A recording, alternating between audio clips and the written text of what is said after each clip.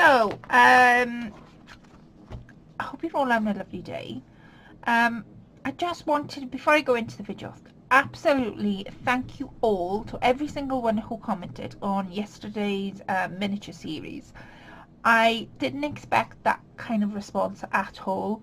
I think sometimes I just put the videos out, and if one person watches it, then that's all it means to me. But oh my word, the feedback I had and the comments were out of this world. So I wanted to say thank you so very much before I get into today's little miniature series. So I am still waiting for the wallpaper paste to come, so until that comes we can't really go ahead and show you how to wallpaper the outside and the inside. But however, I've been working on the door, and this is what it looks like at the moment. So these are the colours I've used. I used 29 in the end of matte and matte of 120. So this is what it looks like, and it dried almost immediately. It didn't have to sort of wait for it to dry. If you notice, I haven't painted the door and I haven't painted these blocks either. The reason for that was, if I painted that and that, the colours might mix by touching. So I didn't want to chance it, because the next colour to go on, I was thinking of white. It might ping it out a little bit more. So what I'm going to do tonight is, now I've showed you that, I want to show you a little tip for painting miniatures. So I will paint at the bottom under the door, and I was thinking of painting this curb side, I'm calling it, in a black for the curb. But before I go ahead and paint any more, I wanted to show you what I usually do when I paint things like this. What I tend to do is grab me a piece of kitchen roll, now it could be the same one you had yesterday, and very lightly take your sanding block. Now this sanding block I've had for ages, and all you're doing is getting rid of the loose fibres that are on there. Don't worry if the paint comes off. You know, don't panic, because you can always paint over it. You just go lightly over it,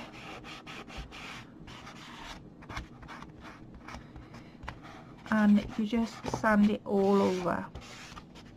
As you can see, I'm not putting too much pressure on it. This is what our door looks like. Now, while I'm doing this, I asked you all yesterday what sign you preferred. Did you prefer the one with the gold tint on, or did you prefer the brown one?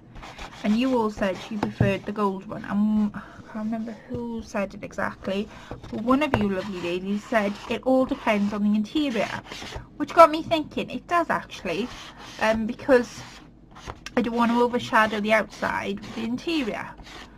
So what I'm going to do is, I'm not going to stick the gold one on yet, even though there was a lot of you that voted the gold. I'm going to wait till it's all dry, and I think the gold would suit it down to the earth. Now these become quite rough when you start painting it, because I'm using enamel. That's the paint pot I'm using, and somebody asked me in Messenger yesterday what paint pots you using, and they're enamel paint pots, and I think they're about £1.50, £2, which isn't a bad at all. But I sand them all down, and like I say, I'm not rough sanding it, and you can feel with your fingers whether it's gone, that it still needs more sanding.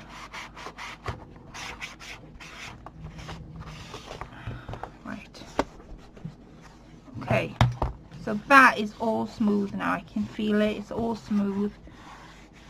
That isn't, like I say, you can normally feel it with your fingers. There. So what I will continue to do tonight is work on this, and I will be painting the door and the frame of the door white. And to do that, I'm going to use this type of a brush. Quickly show you. That type of a brush. It's a very, very small squared brush.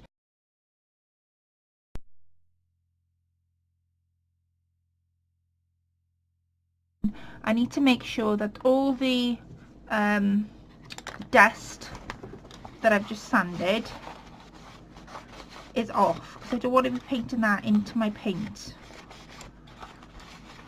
And you will see once you've sanded everything whether you want to sand a bit more, whether you want to paint a bit more. So this is what it's looking like. Just going to sand this little section, and then we're not going to do this door tonight, even though I wanted to show you this. I was thinking, mind that computer, at least just for the computer, not realising I'm filming. Right, that's what I wanted to show you, because painting, well, you just use small paint brushes for miniature painting, but that's all I wanted to show you really with the sanding block. And I'm painting black here, and then white is going in between, and I think it will really pop. Originally I was going to do a pink door, but then my nan always said pink and green should never be seen, so I was like, ooh. So anyway, I'm going to do white, and then we'll go from there. So that is the door basically. So tonight I thought we would do a bit of miniature building. So I've printed these 2 sheets from Etsy, and these come from Divine Miniatures. Now they have things that you can download like a PDF, or they have things that you can buy and that are posted out. These are PDF files, which means I can print them out and download them and make as many or as little as I want them to make. So for this little project we will need a little scissors, we will need a cocktail stick, and you're probably thinking, why on earth is she using a cocktail stick? It'll sort of come to plan. And any glue, preferably wet glue, that you want to use. There is no set rule with miniature building with the glue that you tend to use. You can use any glue you want. I am gonna stop this video because I can't get the glue out. Oh, come on. So any glue you want to use. Now, as I said to you before, I won't stop this video, I'll just get it out with the scissors. As I said to you before, yesterday, in my room box I used hot glue, but then found it actually comes apart. And not only does it come apart, oh, I got it out, it starts to go orange, which is hence why I'm not using it. So what I'm going to do to start me off, I'm going to pop a little bit of glue on my mat. Tiny amount you use for miniatures. Now these two look the same, but they're not. One is the 1940s. I'm using 1/12 scale as well in miniature. So 1/12 means for every 12 inches it's an inch, or I might have the other way around. Every 1 inch it's 12 inches. For every 1 inch it's 12 inches in miniature land. And sometimes you'll see 1/24, which means for every inch it'll be 24 inches, so it's smaller. I think I got about the right way around, but if I'm wrong, you can go into Pinterest and go and have a look at what 1/12 scale means and what 1/24 scale means. So we're going to start putting them together. Now, like I just said, one is 1940s and one is 1930s, so they both say the same thing. So I'm going to read the 1940s one out. Most PDF files, most patterns, always come with a set of instructions. You never find a kit in miniature land that don't come with a set of instructions. They always come with a set of instructions, so you know where you are. So it says, thank you for choosing 15 of 1940 sewing patterns in 1/12 scales doll's house miniature DIY kit from the Divine Miniatures. And like I say, they're over in Etsy. I hope you will get a lot of enjoyment from making this kit up and using it in your doll's house, room box or shadow box. Well, we're doing neither of them. We're doing a little shop studio. These are miniatures of real patterns which have been edited and scaled down for you. When made up, the patterns measure 20 mil high and vary in width from 13.8 to 14.5 mil, 0.8 inches high and 0.5 inches wide. There is a Butterick gloves pattern in the 1940 Simply Wedding Dress, a Simply maternity dress, an Emma Hills evening gown, a Regals nightgown, a Simplicity newborn letter. So basically they're telling you what patterns that they've scaled down to make miniature. Each pattern has a front and a back image that needs to be kept together as a pair. It is much easier not to cut them as individual pieces and attempt to join them. You can use ordinary white printing paper, which is exactly what I've used, or white 80 GSM arc full quality paper. Set your printer settings to print as best quality A4. Print this sheet out, handle carefully when it's printed and allow the ink 4 to 5 minutes to dry, which I have done. Optional, spray the images lightly with fixative and allow to dry. So that's like a spray glue. Where am I? Using a very sharp craft knife, cut out the images in pairs like these. So they're just giving you an example of how to cut them out. Each pair joined for easy assembly. Fold each pair in half so the pattern has a front and a back and makes a little smaller book. Apply a small amount of glue to the wrong side and stick together and allow them to dry. Allow at least an hour or the pieces will rip when you work on the next step. Using the scissors or your craft knife, cut the corners, tops and bottoms to edge the corners as you wish. You might like to carefully scrunch some of the patterns a bit too to age them more. And voila, you have a finished set of miniature sewing patterns and enjoy. So what I'm going to do is I'm not going to scrunch them up. I'm actually going to age them with some inks. So taking one at a time, because they both say the same thing.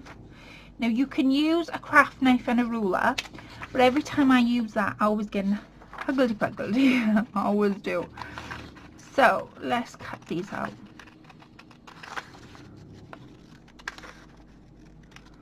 So I thought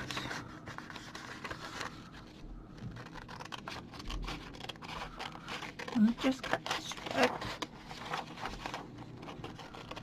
and then I'm going to go from there.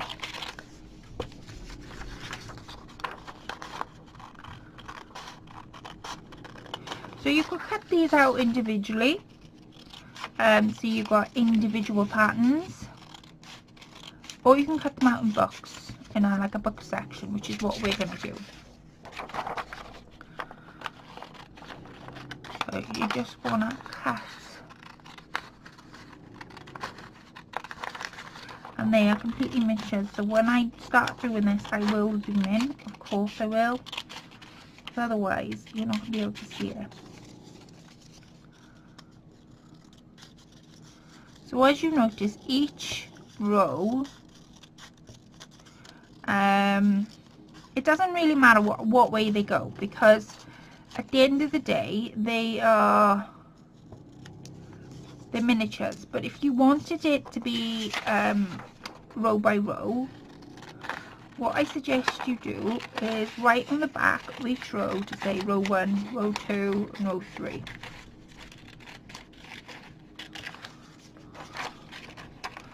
And normal people use a craft knife, but I can never use a craft knife and not split my fingers in half.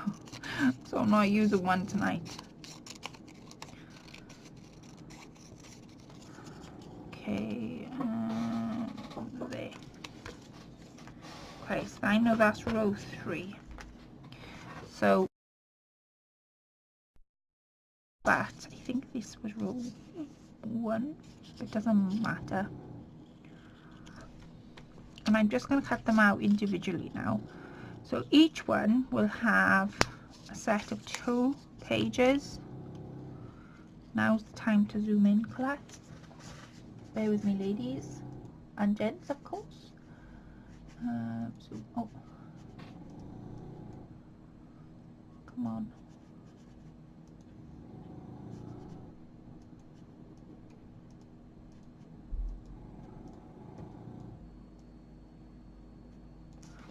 There we are, zoomed in.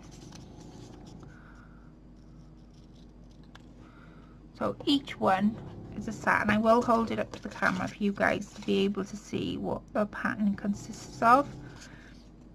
So I am gonna cut all these out individually, and then I'll come back and actually show you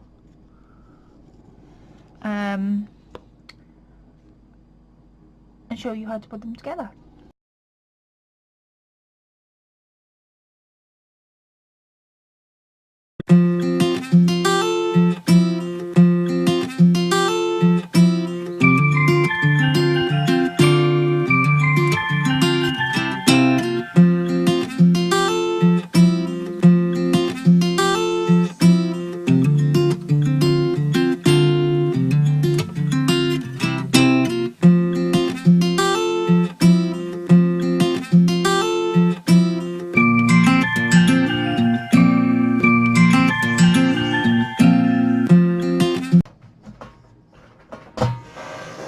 Okay, so I've cut the 1940s one out and I cut the 1930s.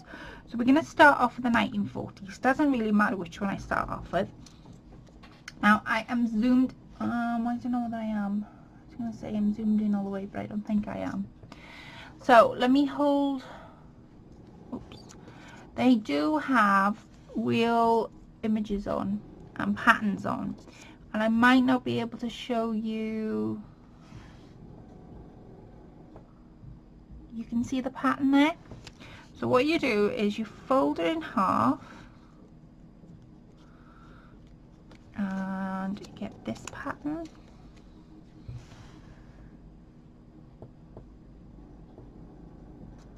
and you fold that one in half, and you literally carry on with all the patterns. And that's a little child's one, that's where you can see little babies one. You might not be able to see it on the camera because I am dealing with miniatures. So fold it in half on itself. Like I say, you can make little magazines out of these, or you can make a book, and that's what we're going to be making, is a book.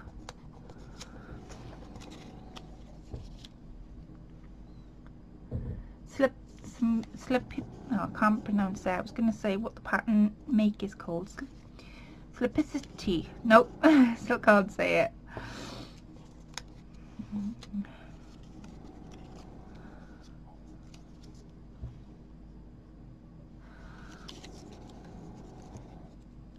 So in a kit, most of the work is done for you, because all you're doing really is cutting it out and folding it in half. Men's pajamas, that's a wedding dress, there you can see.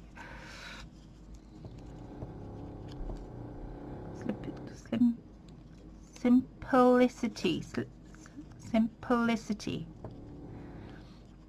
You get my drift, that's what it's called. There's those ones, the 1940s dresses. And then these ones, that one is tie and gloves. I think that's just gloves actually.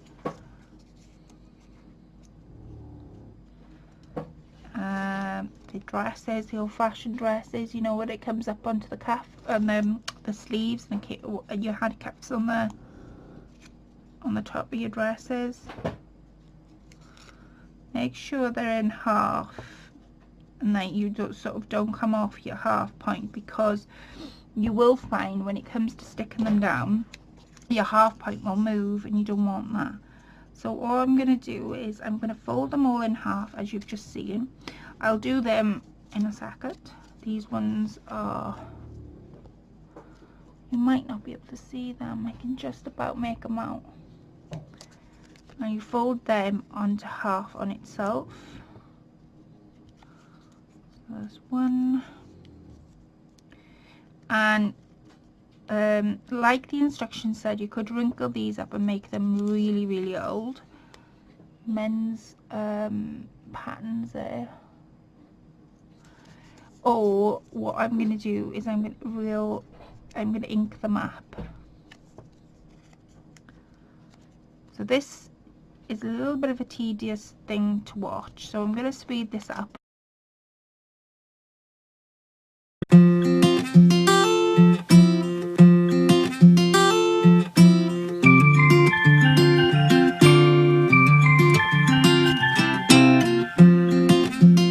I'm back. So what I've got is I've got some gathered twigs, distress ink, and I've got my sponge, and it is a little small sponge, so I would recommend, if you are inking these up, only to do a little bit of inking, because it's not going to take a lot to ink them up. So I'm going to open the map,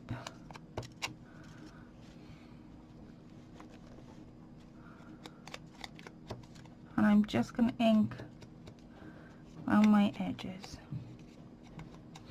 I'm going to put it into 3 piles. So there's one there. So I make up 3. Now you can make up 1 book, but I'm going to be making up 3 different books.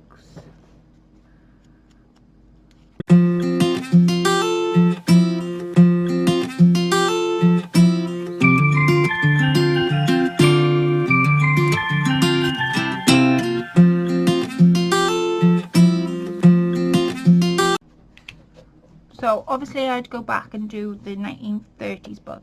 So they should have 2, 4, 5. They should have 5 little booklets each for each book. 2, 4, 5, yeah. Right. So what you're going to do now is take your cocktail stick and you are going to glue on the back, the wrong side, where the pattern isn't. Make sure you do those corner edges because they will come off. Close your book. Take another one of these books. And I want to make sure that I've stuck it the right way around.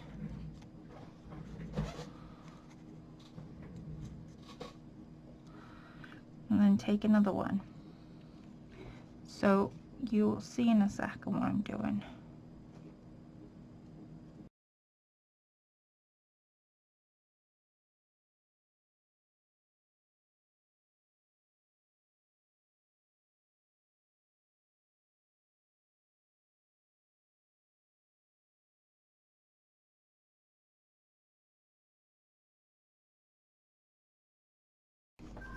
So those are my 3 little booklets made up. And as you can see, each page, when you open the next page, it reveals the next pattern. So this is why you sort of stick them back to back. Now, it's totally up to you if you just wanted this, or whether you wanted to, like mini books. So if you wanted a mini book, then you would just stop it there and you would have 3 mini books. Or what I'm going to do is, because it's a studio shop, is I'm going to actually stick mine together.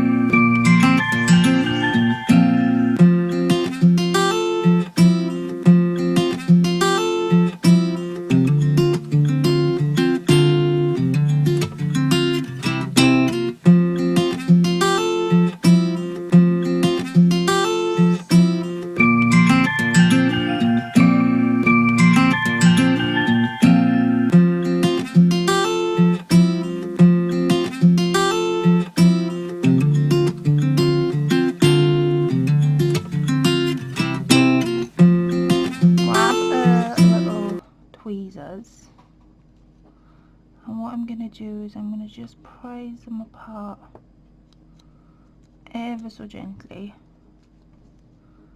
till I get what I want. And I'm going to be putting a cover on this book. So that is my go-to book. Now you don't have, that is a big sort of pattern book. Like you say, you can make mini ones or you can make a big one. So with my cover, you can use absolutely anything. You can use anything you want to use basically for a cover. So since this is a fabric shop, studio, whatever you want to call it, I'm just going to take a bit of my scrap material and I'm going to do a bit of a wrap around this book. So I'm going to do some glue with my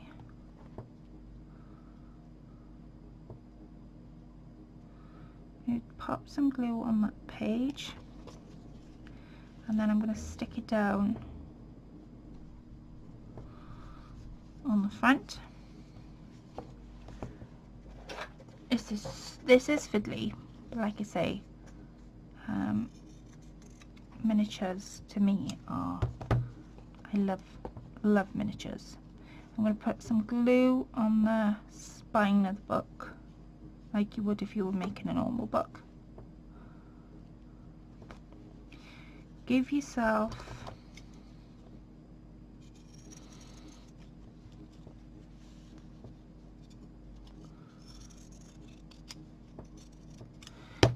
a gap because you want your book to open,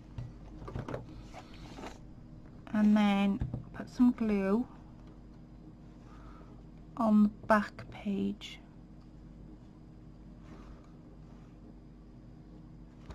And that will I'll have a little miniature book now.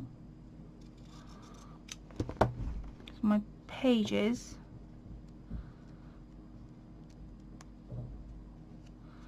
will open up to reveal patterns in my book.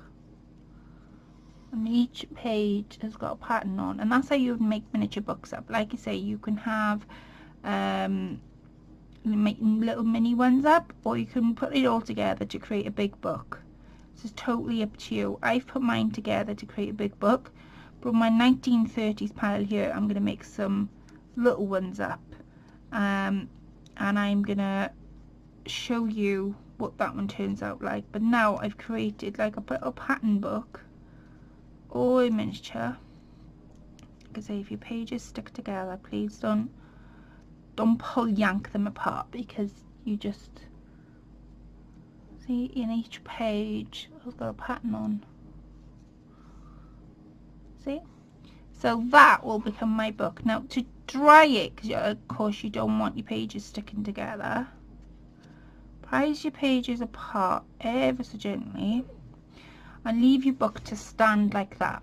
That will enable then for it to dry completely, and then once that's dry, and then we can, that's another thing that we can add in our studio compartment. So I'm going to ink these up, and I'm going to put together three little mini ones, and then I'm going to show you right at the end. So I'll see you right at the end. Bye for now. So I have made 3 little mini books out of that 1940s pattern. With this one I stuck it all together, as you just saw, but with these I decided to make 3 little mini ones, and they're all dry now, and I've put some fabric as my covers. But like I say, you could use any sort of covers. There's my second one, and all the pages are now dry, and they don't take long to dry, of course, because it's miniatures. It's a bit of a fiddly job to do. And then the big thick one, and as you can see, that is quite thick, so I can understand why we were saying it was 0 point whatever it was. So before I go, I thought I'd just quickly show you how I'm going to be making some canvas rolls. Now these are going to be hanging up on the back wall, because I love the lavender effect, and it's really pretty. So how to make them? Now you could either make them to fit on the backdrop of the wall, or you can actually make them so that they go in like you know, like as you went into a fabric shop, the rolls would be all in one, wouldn't they? So I'm going to be making a bit of both tonight. First I'm going to be making another backdrop one. So I'm going to take this, and what I've done is I've got some cocktail sticks. I've sanded the edges as best as I can, and we will be hanging these up, so I'll be showing you how to put hooks in and whatnot. So sand them off.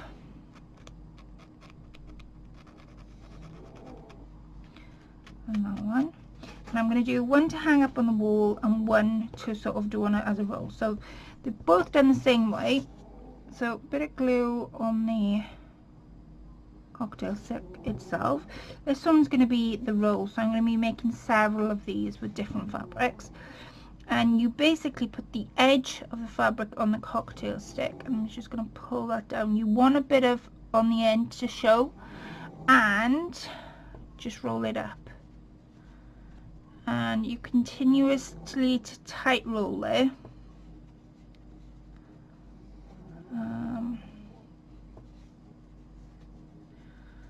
So I'm gonna stop there, I think, because that's how it would be seen in a shop. Bit of glue here. There's our first roll done to go on the shelf. And this one's done in a very similar way. Bit of glue on the cocktail stick. You can also use skewers as well. You don't have to use what I'm using. You can use anything you want to use.